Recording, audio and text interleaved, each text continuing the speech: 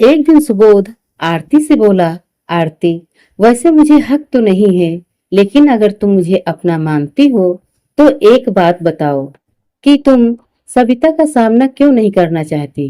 क्या कारण है कि तुमने इतने सालों की दोस्ती तोड़कर वह अस्पताल छोड़ दिया? आरती जिस सवाल से बचना चाह रही थी, वही सवाल आज उसके सामने खड़ा था। आरती ने कहा, सुबोध, वैसे तो मैं यह बात किसी को बताना नहीं चाहती थी, लेकिन तुमसे मैं कुछ छिपा नहीं सकती, इसलिए बता रही हूँ। लेकिन तुम्हें मुझसे वादा करना होगा कि इस राज को किसी भी हालत में किसी पर भी जाहिर नहीं करोगे। सुबोध ने आरती का हाथ अपने हाथ में लेते हुए कहा, आरती, ये राज मरते दम तक मेरी जुबान पर नहीं आएगा। आरती ने अपने ऊपर बीती एक एक बात सुबोध को बता दी। सारी बात वह सिर झुकाकर बता रही थी। बताते बताते उसकी आंखों से आंसू बहने लगे। जब उसने सिर उठाकर देखा तो सुबोध की आंखें भी नम थीं। सुबोध बोला, आरती, मुझे माफ कर देना। मैं नहीं जानता था कि तुम इतना दर्द अपने अंदर लेकर बैठी हो।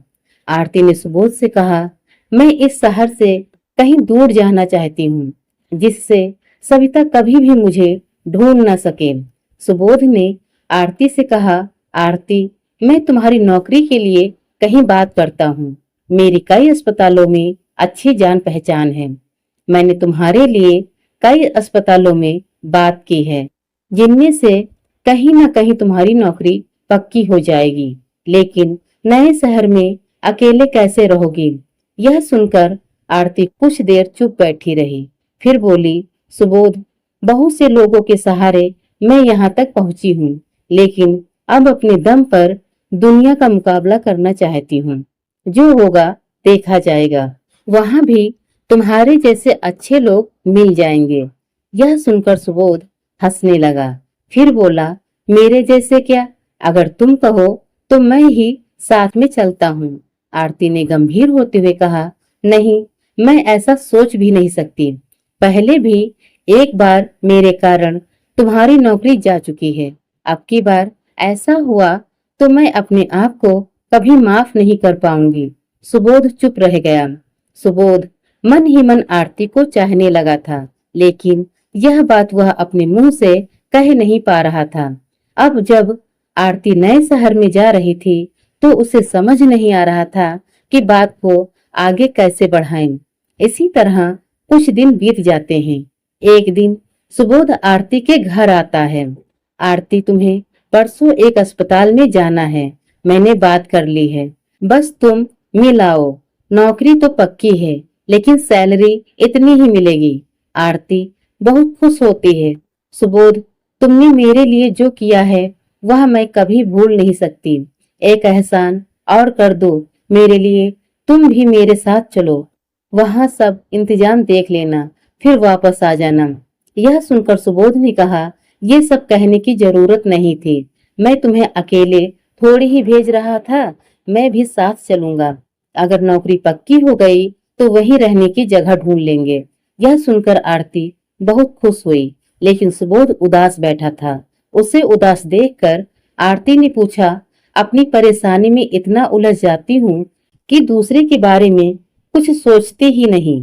क्या बात है सुबोध, इतनी उदास क्यों हो? कोई परेशानी है क्या? सुबोध ने कहा, आरती, मैं तुमसे कुछ कहना चाहता हूँ, लेकिन हिम्मत नहीं पड़ रही है। लेकिन अब नहीं कहा तो बहुत देर हो जाएगी।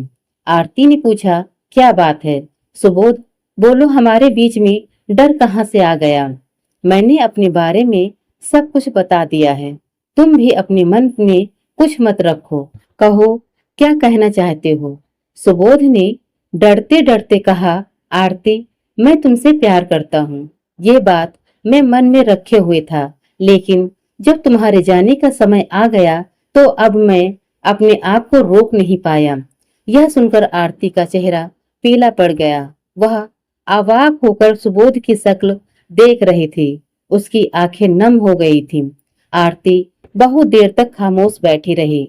यह देखकर सुबोध ने कहा, मुझे माफ कर दो आरती, मैं तुम्हारे पुराने जख्मों को कुरेदना नहीं चाहता था। मुझसे गलती हो गई। आगे हम दोनों सिर्फ अच्छे दोस्त बनकर रहेंगे। बस मुझे एक बार माफ कर दो। आरती ने कहा, नहीं सुबोध, ऐसी बात नहीं है। बस जिंदगी में इतने धोखे खाए हैं कि अब कोई इच्छा बाकी नहीं रह गई। मैंने तो बस मरीजों की सेवा को ही अपने जीवन का मकसद बना लिया था, जिसके बदले में बस मुझे गुजारे लायक पैसे मिल जाएं। लेकिन अचानक तुम्हारी बात सुनकर मैं कुछ सोच समझ नहीं पा रही हूँ। सुबोध ने आरती का हाथ अपने हाथ में लेकर कहा, आरती, मेरी ओर से कोई दबाव नहीं है। अगर तुम चाहो तो मैं इस बारे में कोई बात नहीं करूंगा। तुम भी भूल जाओ कि हमारे बीच कोई ऐसी बात हुई थी। आरती ने सुबोध के हाथ को मजबूती से पकड़कर कहा, नहीं सुबोध, मुझे कुछ समय दो सोचने के लिए। उसके बाद ही मैं कोई फैसला कर पाऊंगी। पहले तो मैं हर फैसला सविता से पूछ कर लेती थी, लेकिन अब मुझे खुद ही सोचना समझना पड़ेगा। बस एक बात ध्यान रखना, मेरा जो भी फैसला हो उसका असर हमारी दोस्ती पर नहीं पड़ना चाहिए। सुबोध ने आरती से कहा, मैं भी यही चाहता हूँ। चलो अब मैं चलता हूँ, परसों चलने के लिए तैयार रहना। तीसरे दिन दोनों दूसरे शहर पहुंच जाते हैं। आरती का इंटरव्यू चल रहा था और सुबोध बाहर बैठकर उसका इंतजार कर रहा था। बहुत देर इंतजार करने के बाद भी आरती नहीं आई, तो सुबोध वहां से निकलकर पास ही एक टी स्टॉल पर चाय पीने चला गया। उसके जाने के बाद जब आरती बाहर आई तो उसने देखा कि सुबोध वहां नहीं था। अजनबी शहर में अपने आप को अकेला पाकर वह घबरा गई। वह गेट पर जाकर सिक्योरिटी गार्ड से पूछने लगी तो उसने बताया, मैडम, आपके साथ जो बैठे थे वो बाहर चले गए। यह सुनकर आरती के हाथ पैर फूल गए। वह सोचने लगी, लगता है सुबोध को परसों की बात का बुरा लग गया। वह जवाब का इंतजार कर रहा होगा और मैंने कोई जवाब नहीं दिया। उसे लगा होगा कि मेरी नौकरी तो लग ही जाएगी, इसलिए वो मुझे छोड़कर चला गया। आरती वहीं पास में ही सोफे पर बैठ गई। उसकी आंखें नम हो गई थी। वह इस पूरी दुनिया में खुद को अकेला महसूस करने लगी। काश उसने सुबोध के प्यार को कबूल कर लिया होता। एक सच्चा दोस्त भी उसने खो दिया। वह सिर झुकाए ये सब बातें सोचकर पछता रही थी। तभी सुबोध उसके सामने आया। क्या हुआ? तुम्हारा इंटरव्यू हो गया? क्या कहा उन्होंने? नौकरी पक्की हो गई या नहीं? आरती ने सिर उठाकर सुबोध को देखा। उसकी आंखों से आंसू बह रहे थे। वह उठकर सुबोध के गले लग गई। कहाँ चले गए थे? पता है मैं कितना डर गई थी। फिर कभी मुझे छोड़कर मत जाना। आरती ने कसकर सुबोध को पकड़ लिया। सुबोध को कुछ समझ नहीं आ रहा था। अस्पताल में आने जाने वाले दोनों को देख रहे थे। कुछ देर में आरती को समझ आया कि उन्हें सब देख रहे हैं। वह सुबोध से अलग हो गई। सुबोध बोला, मैं तो यहीं बगल की दुकान पर चाय पीने गया था। यह सुनकर आरती बोली, मुझे माफ कर दो। मैंने सोचा तुम परसों की बात का बुरा मान गए और मुझे यहाँ छोड़कर वापस चले गए। सुबोध यह सुनकर हंसने लगा। आरती, मैंने कहा था हमारी दोस्ती पर कोई असर नहीं पड़ेगा। मैं तुम्हारा साथ कभी नहीं छोड़ूंगा। बिल्कुल चिंता मत करो। चलो अब बताओ क्या हुआ? आरती ने कहा, नौकरी मिल गई। 1 सप्ताह बाद ज्वाइन करना है। सुबोध हंसते हुए बोला, मुझे तो पहले ही पता था कि नौकरी तुम्हें मिलकर रहेगी। चलो अब कहीं खाना खाते हैं। तुम्हें भी भूख लग रही होगी। दोनों एक रेस्टोरेंट में पहुंच गए। ज्यादा भीड़ नहीं थी। सुबोध ने खाना ऑर्डर किया। आरती खाना खा रहे थे। फिर उसने सुबोध से कहा, सुबोध, मैंने बहुत सोचा शादी के बारे में, लेकिन हर बार पहले से ज्यादा उलझ जाती हूँ। सुबोध बोला, तुम उस बारे में ज्यादा मत सोचो। वक्त अपने आप फैसला करने की हिम्मत देगा। फिलहाल नौकरी पर ध्यान दो। आरती ने सुबोध का हाथ अपने हाथ में लेते हुए कहा, नहीं सुबोध, जब आज तुम्हें कुछ देर के लिए खो दिया तो मुझे मेरा जवाब मिल गया।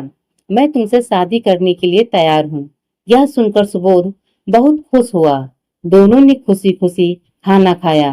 फिर बस पकड़ने के लिए बस स्टैंड पहुंच गए। बस में बैठे बैठे आरती ने सुबोध से पूछा, सुबोध, तुम तो मेरी पिछली जिंदगी के बारे में सब कुछ जानते हो, लेकिन मैं तुम्हारे बारे में कुछ नहीं जानती। सुबोध ने आरती का हाथ अपने हाथ में लेते हुए कहा, आरती, मेरी जिंदगी में बताने जैसा कुछ भी नहीं है। गांव में मेरे माता पिता थे जो कि अब जिंदा नहीं हैं। जब वे थे, मैं गांव में ही एक दवाखाने में कंपाउंडर का काम करता था। उनके जाने के बाद मेरा मन गांव से हट गया, इसलिए यहाँ चला आया। तब से यहाँ नौकरी कर रहा हूँ। मेरा कोई नहीं है, बस अब घर बसाने का मन है। आरती बोली, मैं समझ सकती हूँ। अगर तुम्हारे माता पिता होते तो अभी तक तुम्हारा घर बस गया होता। माता पिता के जाने का दुख मैं जानती हूँ। जब मेरे माता पिता चले गए तो मैं बहुत टूट गई थी। उस समय अगर सविता नहीं होती तो ना जाने मेरा क्या होता।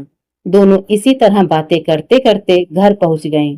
आरती को घर छोड़कर सुबोध अपने घर चला गया। आरती बहुत थक गई थी, लेकिन उसे नींद नहीं आ रही थी।